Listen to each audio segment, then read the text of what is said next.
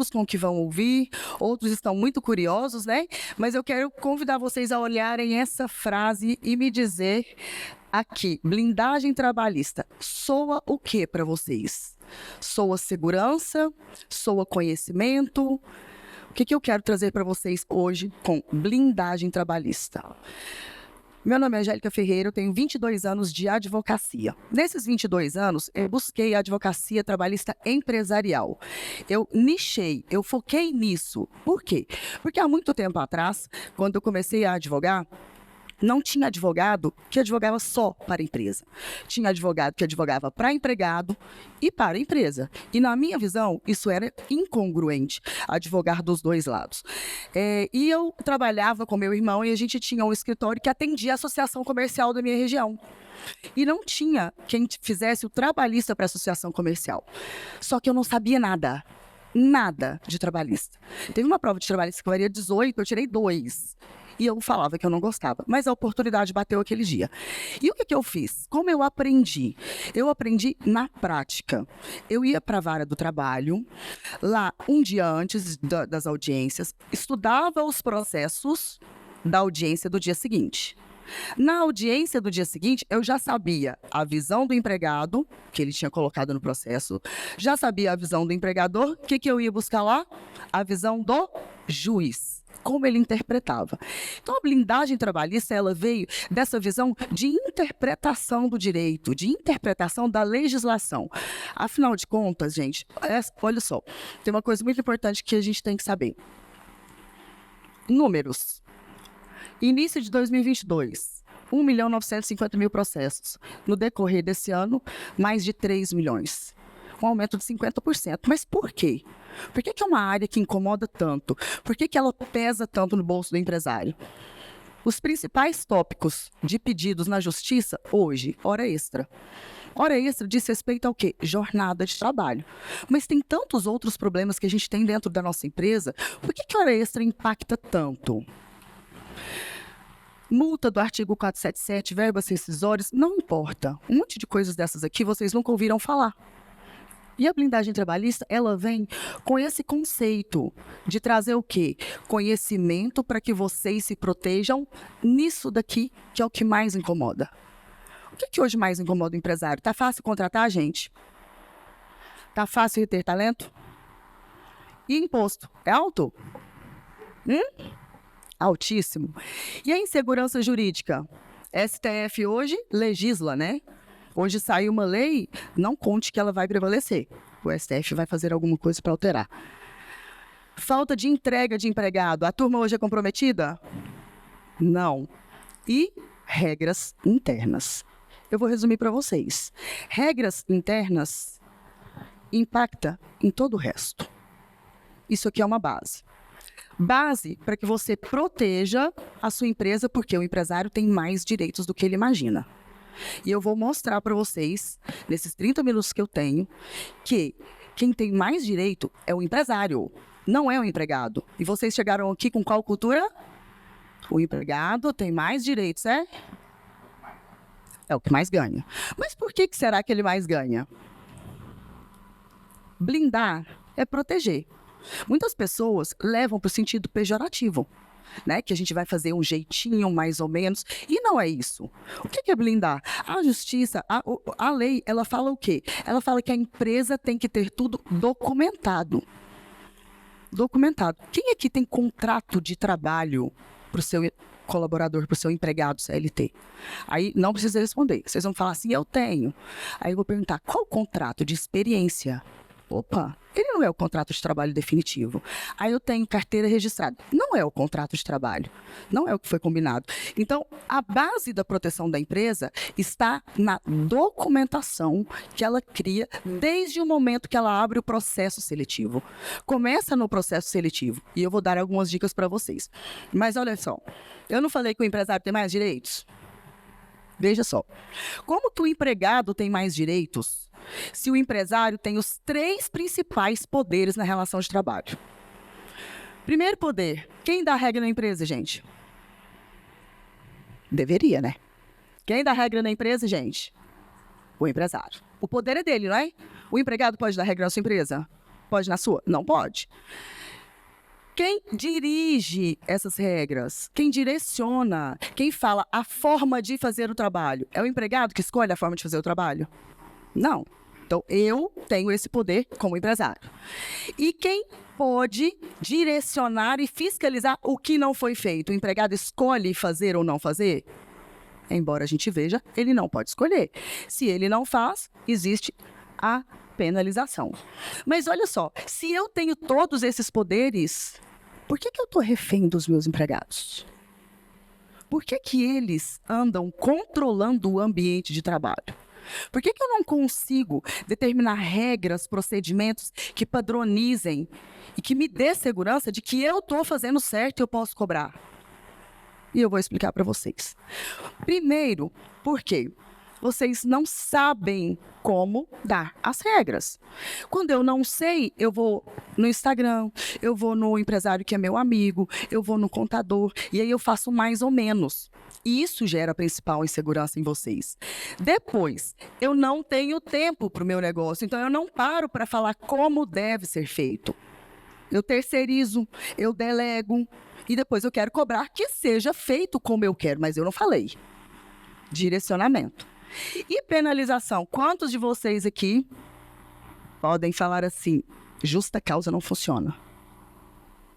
Funciona? Tenho 22 anos e nunca tive uma justa causa revertida. E olha que foram muitas. Muitas orientando. Ela funciona. Mas ela funciona quando eu sei como fazer. E o jeito de fazer. Quando eu desconheço, eu vou fazer do jeito errado. Só que a legislação, ela é muito específica. Isso não é só poder de vocês. Isso aqui é obrigação. Então, vocês não têm o poder de dar as regras. Vocês têm a obrigação de dar as regras. Vamos lá. Um gerente de vocês, um gerente seu, está assediando uma secretária. Né? Aí ele está assediando, você ficou sabendo, mas preferiu ali naquele momento não fazer nada. Então, no segundo momento, esse gerente assediou de novo e você está sabendo. Aí vem a gota d'água na terceira vez, ela sai e leva sua empresa na justiça. Ela vai ganhar?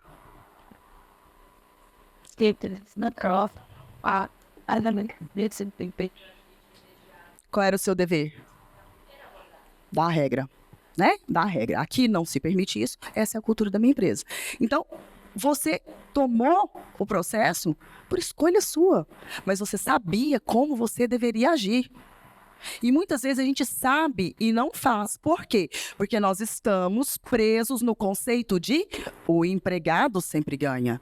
Quando, se você reverter esse cenário, eu vou falar para vocês, a empresa sempre ganha.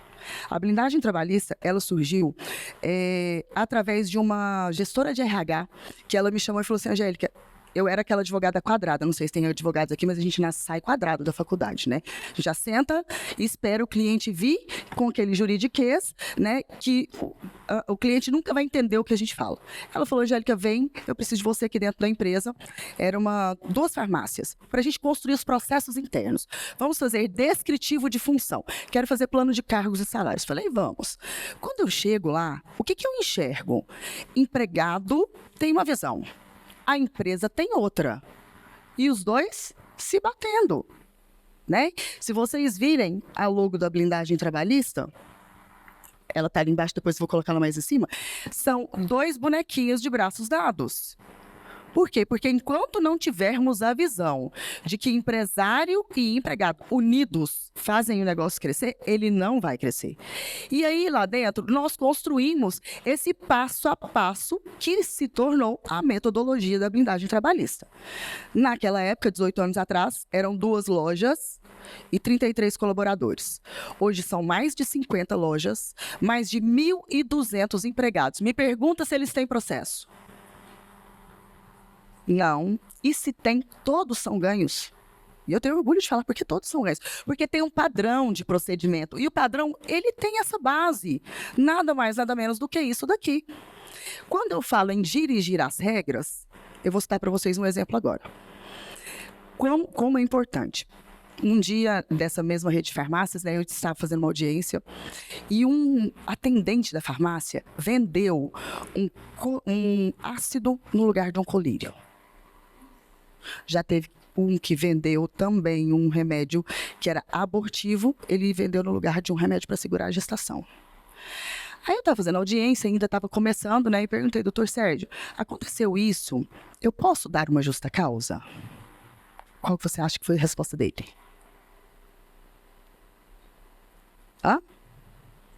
Depende.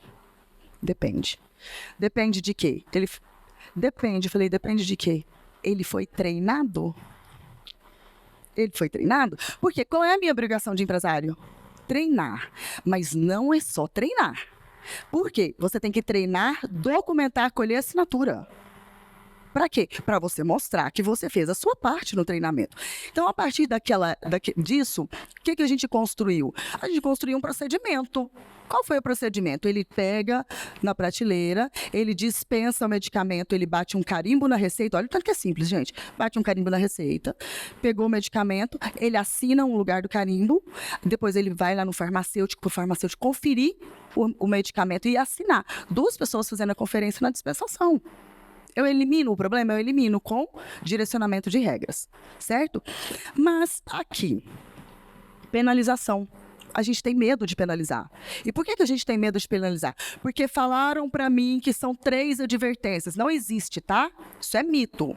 Não tem 3 advertências. Tem a gravidade do fato. Então, se o fato foi muito grave, eu não preciso de advertência. Se o fato foi muito grave, eu posso ir direto na justa causa? Posso. Vou construir 2 cenários com vocês aqui. Vamos lá, vamos analisar.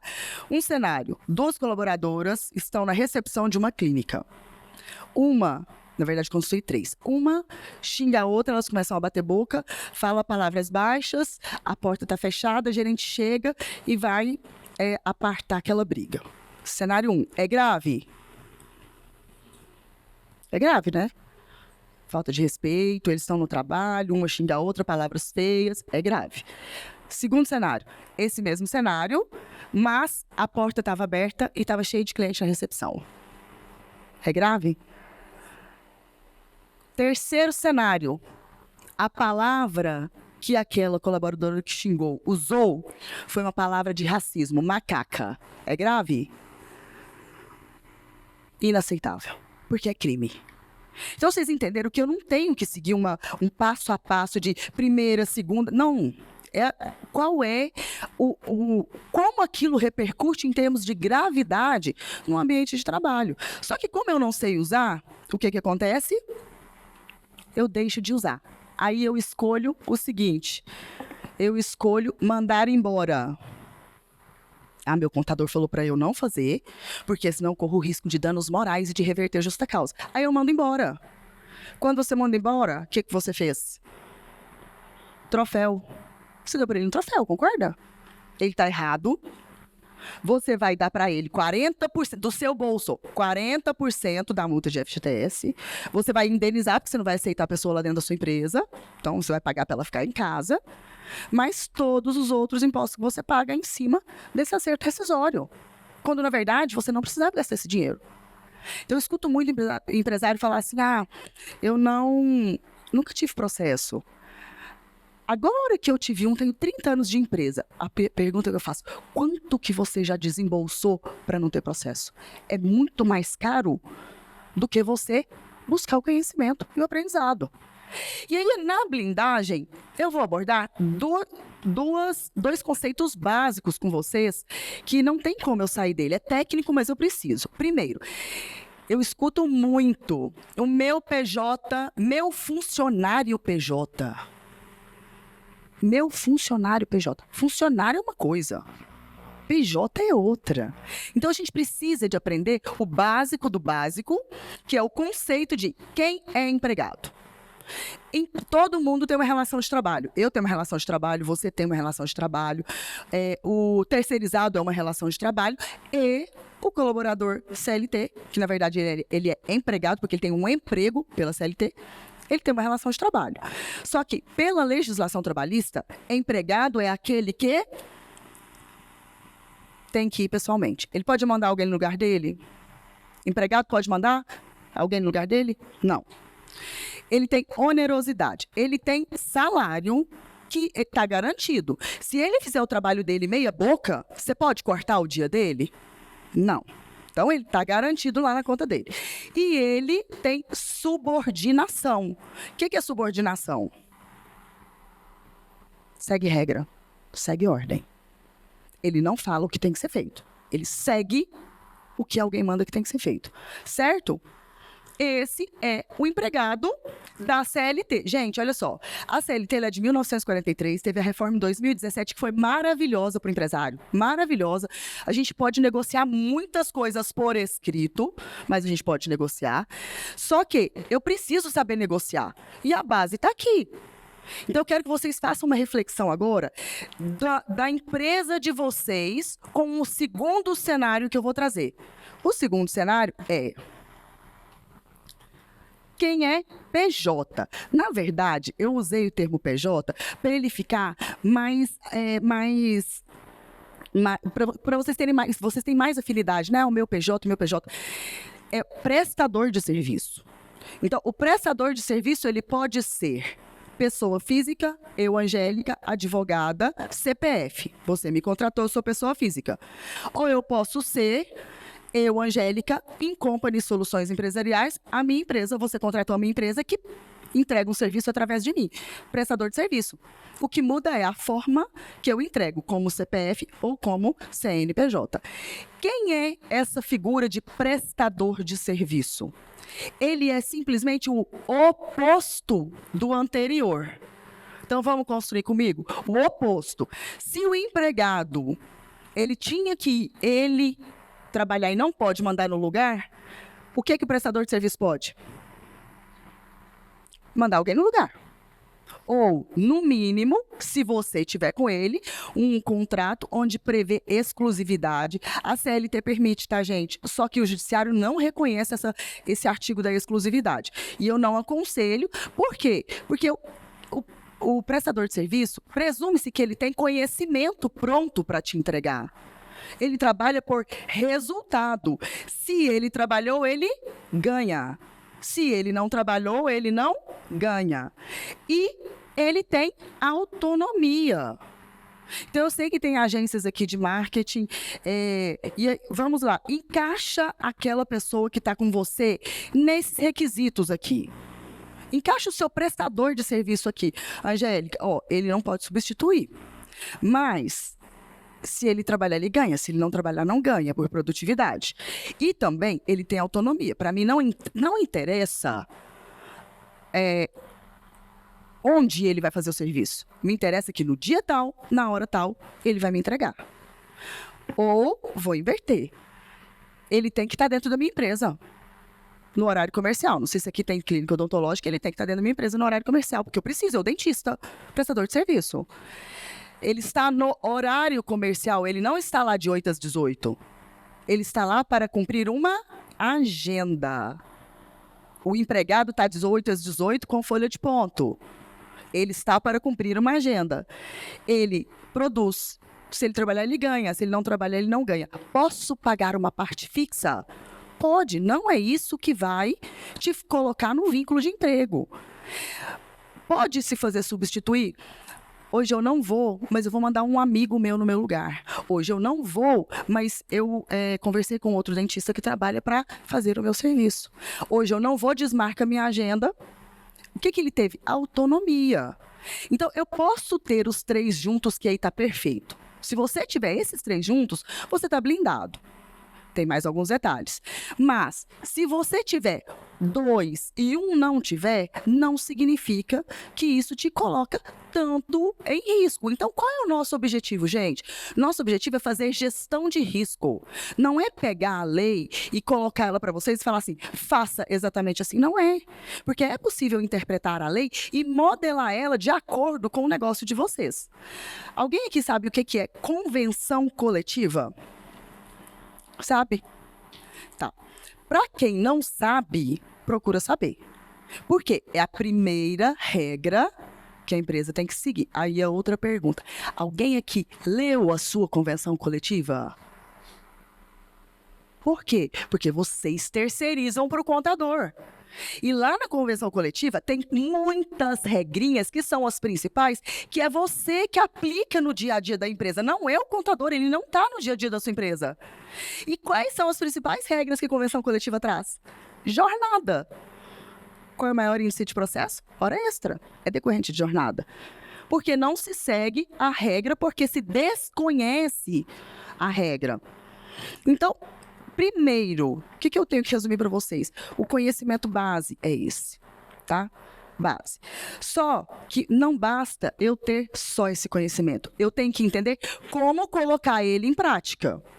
A gente falou de 2 tipos de contratos, não falamos? Contrato de emprego e contrato de prestador de serviço.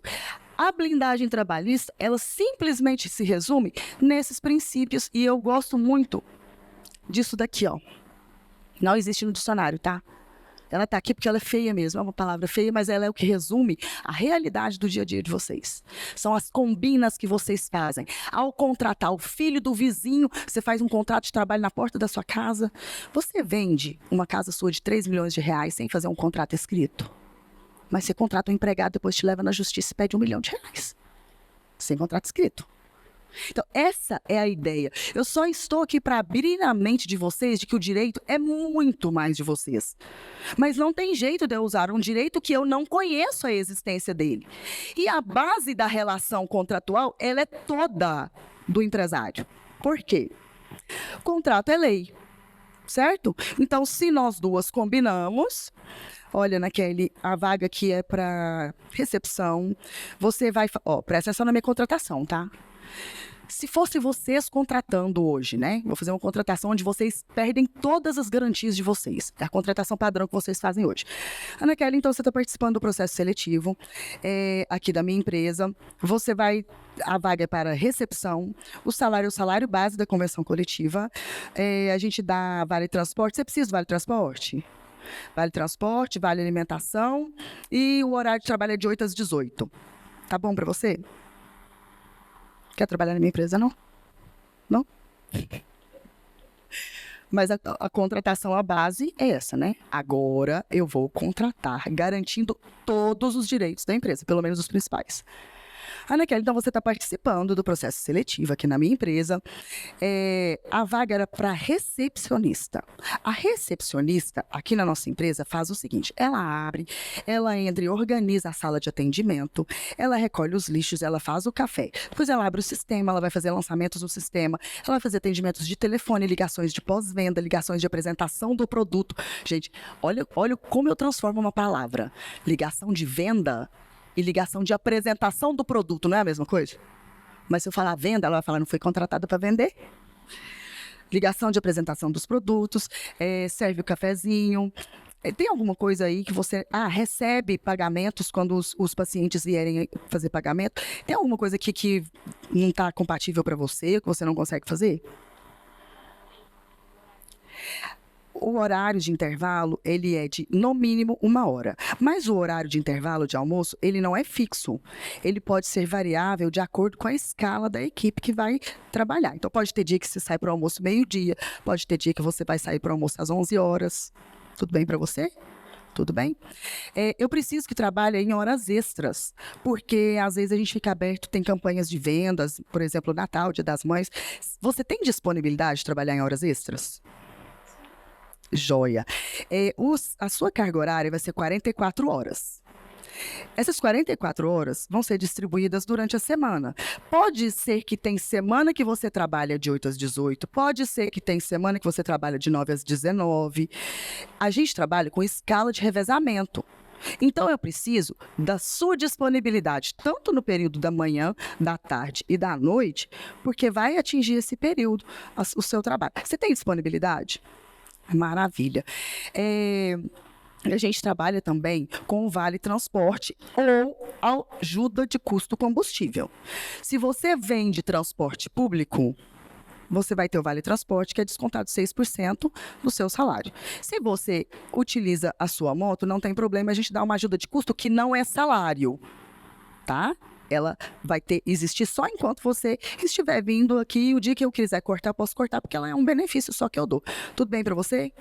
A gente trabalha também com campanhas de premiação de meta. Então, você vai ter o seu salário é o piso da categoria. E as campanhas de premiação eu faço geralmente em épocas de datas comemorativas para a gente fomentar vendas para clientes. Então, o prêmio você vai ganhar só se você tiver um desempenho além do seu dia a dia. O seu salário paga o seu dia a dia. Você vai ganhar o prêmio se você bater as metas. Ele não é salário, não entra no 13º nem nas férias. Suas férias não vêm prêmio, nem seu 13º. Tudo bem para você? O que eu fiz? Separei tudo. Só peguei tudo que vocês precisam deles e falei. Mas não existe uma cultura de assentar e ter tempo para contratar. Qual é a cultura? Tem que ser rápido, tem que começar amanhã. Vou contratar hoje para começar amanhã. E o que isso traz para vocês? Rotatividade, porque não faz uma contratação segura. Vamos fazer uma contratação da agência de marketing, de um prestador de serviço. Posta lá no Instagram um postzinho. Contrato prestador de serviço de mídias sociais. Não, contrato, como que vocês falam? Como que chama essa função aí de mídias sociais? Me falam uma função aí que vocês contratam. Social media. Contrata-se social media. Tá bom. Contrato. De qual forma? Qual modalidade? Você só falou contrato. Quer te blindar? Contrata social media, embaixo, prestador de serviço. Parceiro. CLT. O regime de contratação. Porque ali a pessoa já vem sabendo qual é o regime de contratação. Se contrato é lei e nós duas combinamos, ele tem valor? 100%. E tem que ser escrito, tá? Ah, Angélica, mas o meu não era escrito e eu ganhei processo na justiça. Eventualmente acontece. Por quê? Porque a justiça entende o seguinte: vale a verdade real. Primeiro princípio trabalhista, tá? Qual é? Você tem um contrato escrito, mas ele não representa a realidade do dia a dia. Então, você contratou alguém para fazer a função de recepcionista, mas, na verdade, eu coloquei ela fazendo entrega de motoboy. No contrato está escrito recepcionista, mas, na realidade, está motoboy. Bate? Não bate. O contrato tem valor? Não. Tá? Ele não tem valor nenhum. Não vale o papel, vale a realidade. E se ela combinou comigo e eu coloquei no papel, vale a boa-fé contratual. Ela não pode falar que ela não sabia, porque foi conversado, está documentado. E a nossa combina foi absolutamente clara e objetiva. A clareza no combinar é o que faz a garantia de vocês. Então, se você combinar uma coisa e no meio do caminho quiser mudar, não pode. Por que não pode? Porque a lei fala que só pode mudar em comum acordo as partes. Então, eu contratei ela na primeira modalidade contratual, que eu não falei para ela que tinha que trabalhar em horas extras. Aí, eu resolvi um dia falar assim: eu preciso, Ana Kelly, que hoje você trabalhe em hora extra para mim, porque a gente vai fazer campanha de Natal. Ah, eu não posso, porque eu tenho que buscar minha filha na escola. Eu posso obrigar ela? Não posso. Mas na segunda modalidade de contratação, eu posso? Posso. Por quê? Porque eu avisei para ela que eu precisava e ela se disponibilizou. E se ela se recusar? Meu terceiro poder. Se ela se recusar, eu vou usar meu terceiro poder. Eu vou penalizar. Nós combinamos. Ela tem que cumprir o que ela combinou comigo. Olha aqui, ó. Isso aqui é o principal. Autorresponsabilidade. Isso aqui é a base da relação de trabalho. Ou, pelo menos, deve ser quando você conhece e coloca o seu direito para ele. Então, se eu combinei com você, você combinou comigo, você não pode alegar desconhecimento do que nós combinamos. Portanto, o que eu preciso para blindar a minha empresa? Passo a passo básico. Vocês saírem daqui hoje com um pouquinho de conhecimento, nosso prazo é muito curto, mas deu para vocês terem uma visão geral de que vocês têm mais direitos do que o empregado, certo? Isso a gente construiu aqui? Sim, a gente vai sair com uma cultura diferente. O que eu preciso? Primeiro, defina o que você quer. A Alessandra, a gente estava conversando agora há pouco, né? O que eu falei para ela? Eu vou contratar para minha empresa, não importa o ramo de atividade. Para que você quer aquela pessoa? Eu quero ela todos os dias na minha empresa, para ela tem que seguir ordens, ela tem que seguir regra, porque eu preciso dela do meu lado, ela tem que ter entrega do tempo de serviço dela, eu tenho que falar o que ela tem que fazer, porque não dá para ela saber. Essa pessoa é o quê? CLT. Não, eu não preciso da entrega dela, eu acho que eu posso colocar ela tanto tempo fora, não me importa, dá para colocar prazo e resultado, eu consigo encaixar ele num prestador de serviço. Eu primeiro tenho que definir o que eu quero daquela pessoa. Muitas vezes vocês vão contratar e não sabem efetivamente o que quer daquela pessoa. Está com tanta coisa e tanta correria que não definem o que quer. Se você não sabe, ele vai saber. A hora que você vai pedir, o que vai acontecer? O que ele vai falar? Não fui contratado para isso. Mas você também não falou para que estava contratando. Tenha conhecimento. Eu preciso de ter conhecimento. Por exemplo, eu vou combinar uma jornada de trabalho, eu tenho que saber o que a minha legislação permite, o que a CLT permite, o que a convenção coletiva, porque eu estou contratando. Você está contratando, você vai reger. Então, eu posso, hora extra, tem convenção coletiva que a hora extra é a hora mais 100%. Tem convenção coletiva que a hora extra é a hora mais 50%. Para quem não sabe, convenção coletiva é o acordo sindical que é aplicado dentro das empresas. Então, você tem que aprender o que você pode e o que você não pode. Terceiro, a combina tem que ser clara. Vocês nunca mais vão esquecer o dia que escutar combina. Tem que ser clara. Se ficou claro, olha só, deixa eu dar uma dica aqui, ó. Vou dar 2 macetes para vocês. E quarto, documentar, né? 2 macetes para vocês. E se eu tivesse um flip chart, eu tinha dado mais, mas eu não consigo desenhar. Para fazer uma combina clara, pode fazer até no papel de pão. Não importa a forma que você vai fazer. Eu trabalho, a minha região, né, eu venho lá do interior de Minas, do Triângulo Mineiro, e é agro. A coisa mais difícil que tem é documentar uma relação do agro, porque são pessoas absolutamente desqualificadas, quase a maioria analfabeta. Então, como que eu vou documentar isso? Como que eu faço a combina ficar clara? Para vocês, não tem essa realidade. Que seja no papel de combinou, assina ali agora. Depois, formaliza. Essa é a primeira dica. Não tem uma forma. Preciso de ligar para o meu advogado. Não. Faz ali do seu jeito, com as suas palavras e formaliza o que você combinou. Certo? Segunda dica. Se você buscar conhecimento, você vai aprender isso. Isso é estratégia que eu busquei dentro da blindagem. Contrato de experiência não é o contrato por prazo determinado, aqueles 90 dias? Vocês dividem em quantos períodos? 45, 45. Quem falou que é 45, 45? Ninguém. Fiquei sabendo. Comecei a empreender, 45, 45, tá na hora? Não? Comecei a empreender, 45, 45, o contador me falou, me mandou um contrato lá. Beleza.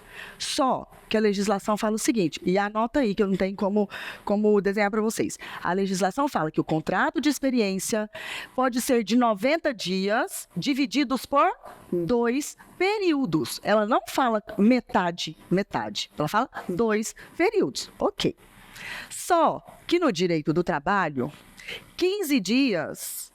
gira 1 mês a fins de direito do empregado. Então, eu fiz um contrato de experiência. O primeiro período é 45 dias, correto? Eu vou finalizar, não quero a pessoa dentro da minha empresa. Isso aqui, para quem tem alta rotatividade, é uma mega estratégia financeira, tá? Eu não quero ele nos primeiros 45 dias. Vou finalizar com ele. Beleza. 45 é 30 mais 15, certo? 30 dias, 1 mês. 15 dias vai virar 1 mês. Por quê? Porque no direito do trabalho, 15 dias vira 30 dias para fins de direito. Então, eu vou fazer um acerto de 2 dozeavos de férias, 30 mais 15 que virou 30. 2 dozeavos de férias, 2 dozeavos de 13º e todas as verbas vão vir aqui incidentes, ok? Minha rescisão ficou em R$5.000. Só que a lei não falou qual era o prazo. Então, eu vou fazer um contrato de 44, 46. Você já viu, né? 44, 46. Ela me olhou, eureka. 44 são 30 mais 14 é o quê? Nada. não é contado para fins de direito. Portanto, o acerto rescisório será 1/12 de férias, 1/12 de 13º. Isso significa que você reduziu o seu acerto pela metade. Se você é um supermercadista, dono de loja do comércio varejista que tem alta rotatividade, se você pega uma estratégia dessa, eu gosto de usar, gente, 40-50, tá? Gosto de usar 40-50. Eu tenho certeza que essa estratégia foi uma que atraiu o Moacir no dia que eu falei. Por quê? Porque é uma estratégia financeira. Que a gente pega o direito para isso e usa ele em favor de vocês. Eu estou lesando o empregado, gente? Não, eu só estou usando o direito como eu uso nos princípios da blindagem trabalhista. O meu contrato com ela vai documentar tudo o que eu combinei com ela, para depois ela não falar que não sabia. Só que a blindagem não é só o contrato. Tudo que eu combinei eu destrincho em documentos à parte, que é o que vai gerar a segurança efetiva. Então, a gente finaliza mostrando para vocês que existe sim direito e o empresário tem mais direitos que o empregado. Só que para eu ter o meu direito, eu preciso de conhecimento. E eu quero agradecer vocês por estarem aqui hoje.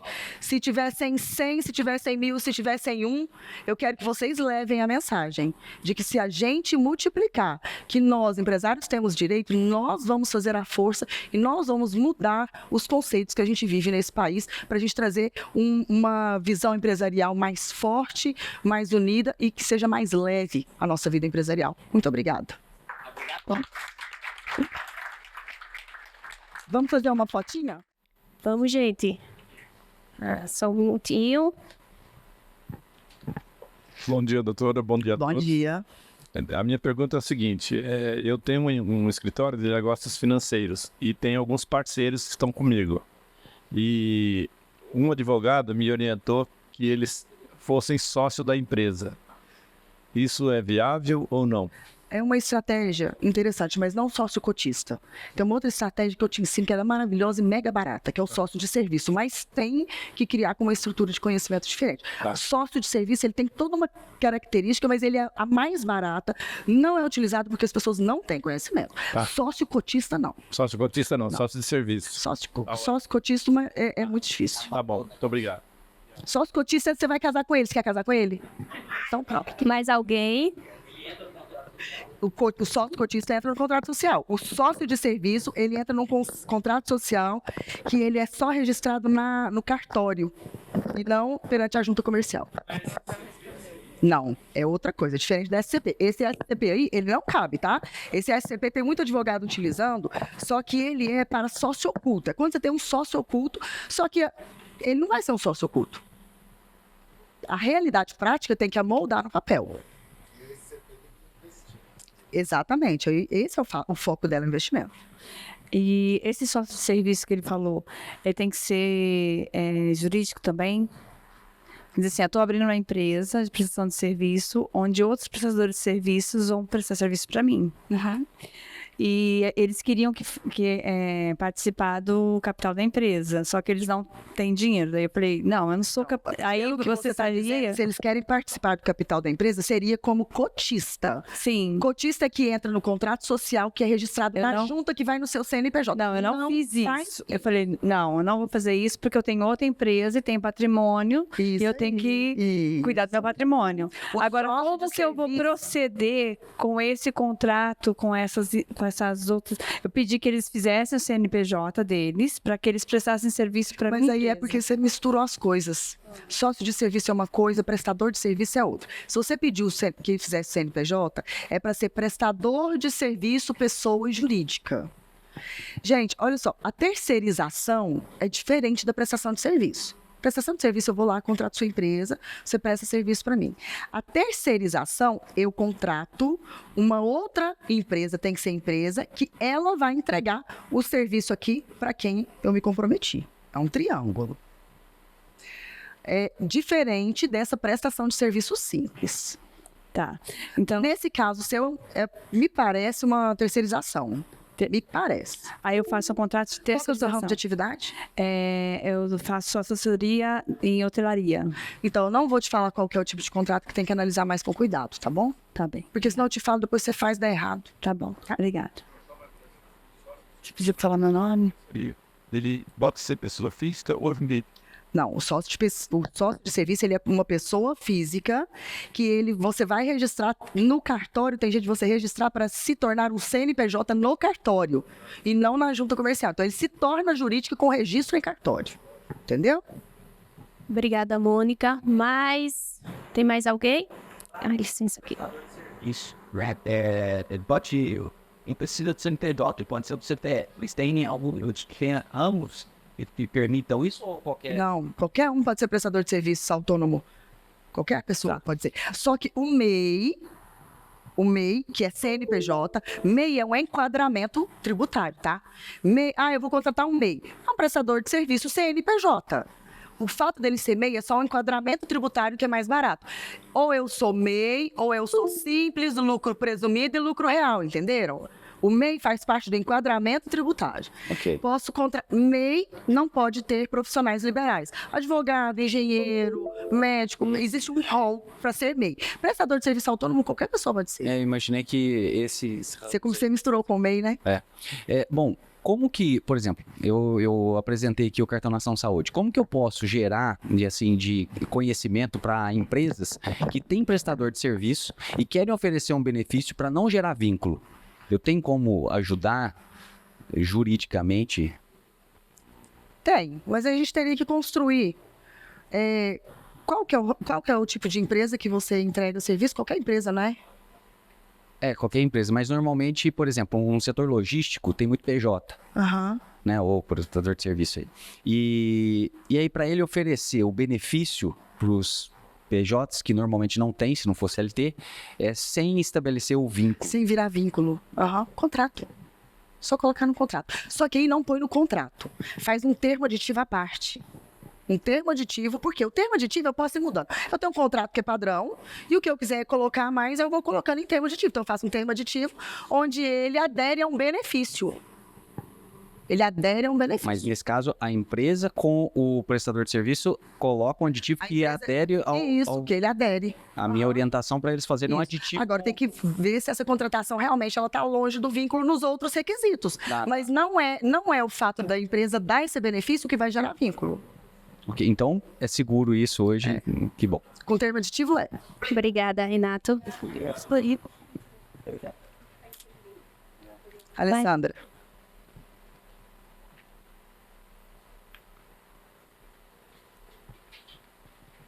Oi, bom dia, gente. Bom, primeiramente vou me apresentar. Eu tenho uma agência de marketing digital. Quem tiver interesse e quiser falar com a gente depois, será de grande ajuda, né, da gente estar oferecendo e ajudar os grandes empresários aqui. Bom, a minha pergunta é a seguinte. Eu tenho um CNPJ, porém eu estou pensando em fazer um outro CNPJ e fazer o sistema de holding. O que você me diz desse sistema? Porque até onde eu sei, a holding, ela é uma, certo assim, vamos assim dizer, uma blindagem. Ter holding te blinda.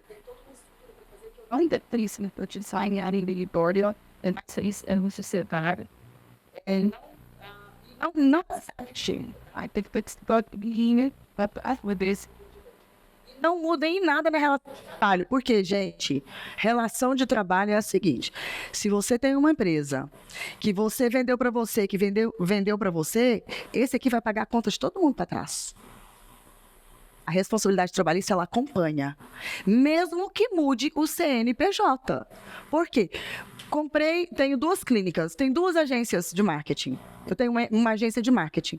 Vou comprar outra. Essa aqui eu vou finalizar o CNPJ, eu não vou ficar com o CNPJ do dono. Vou finalizar tudo, mas eu vou ficar com a equipe e vou ficar prestando o mesmo serviço no mesmo lugar. É que, na verdade, tem o CNPJ que eu quero blindar, é o CNPJ que está vinculado aos meus imóveis. É exatamente os imóveis que eu queria blindar. Então, se a relação trabalhista já está estabelecida, é difícil de você tirar o risco do trabalhista. Mas holding blinda em algumas coisas, mas não é em tudo, não. Entendi. No trabalhista, eu acho difícil. Tá? Muito obrigada. Obrigada. Vamos para a última pergunta. Só um minutinho. Doutora, Oi. parabéns pela apresentação. Obrigada. Meu nome é André. Eu fiquei com uma dúvida naquela estratégia de 44, 46, 40, 60, 40, 50, porque a legislação ela considera uma quinzena para efeito de... Não é uma quinzena? Não. Não é uma quinzena. Já fui questionada isso por contadores. Não é uma quinzena. São 15 dias do mês. Daquele mês. Tudo Do bem. mês. São 15 dias de qualquer mês. Se ele começar no mês anterior ou no mês posterior, não é uma quinzena. Tá. Deu 15 daquele mês. É que se a gente for considerar 15 dias, nós estamos falando de uma quinzena. Mas é um 15 dias no mês. Então, mas por exemplo, aí para eu utilizar dessa estratégia, ainda que seja 40 dias o primeiro período, eu tenho que então considerar a data de início das atividades. Não necessariamente. Não necessariamente. Você vai pegar, se dentro de um mês, não importa qual mês bateu 15 dias, ele adquiriu o direito dentro daquele mês. Perfeito. Por isso que então o ideal é que eu sempre contrate, ainda hipoteticamente falando, 40 dias a primeira fase, então eu devo contratá-lo após, por exemplo, o dia 16 ou dia 17, para não dar os 15 dias naquele mês. Pode ser que sim. Se eu contratar 40 dias e contratar ele dia 14, ele vai pegar 15 dias do primeiro mês. Exatamente. Isso então, mesmo. Então, para a estratégia, você tem que olhar a data dele iniciar o trabalho. Essa era a dúvida. Não sei se posso fazer mais uma pergunta aqui, que eu acho que vai ajudar outras pessoas também. A questão da sociedade de serviços, eu entendi perfeitamente, é uma outra empresa que eu vou constituir. Uma sociedade civil prevista no Código Civil. Mas é uma sociedade simples, pura. Simples, sociedade simples, pura. Uma sociedade pura, simples. Mas essa empresa, ela vai prestar serviço, então, para o tomador ali, no caso. O diferencial da sociedade de serviço é que ela só pode ser feita para trabalho intelectual. Então, não é qualquer um que pode ser contratado na sociedade de serviço. Por exemplo, o ramo artístico é aquele que tem um conhecimento intelectual. Eu posso pegar um mecânico e fazer uma sociedade de serviço com ele? Posso, porque ele tem um conhecimento intelectual. Ela só pode para quem tem essa atividade de conhecimento intelectual. E pode ser, desse jeito. Você vai ter um CNPJ, você representa o CNPJ e presta serviço na empresa. Eu vou contratar uma empresa prestadora de serviço. Isso aí. Ok. Só que na modalidade de sociedade, ela é um CNPJ, porque as pessoas não sabem que é possível fazer um CNPJ no cartório. Ok. Eu saio fora da do comercial. Trabalhista, mas não da fiscal. Não, mas na parte fiscal, o encargo tributário do sócio de serviços é muito menor. Tá, perfeito. Tá? Obrigado.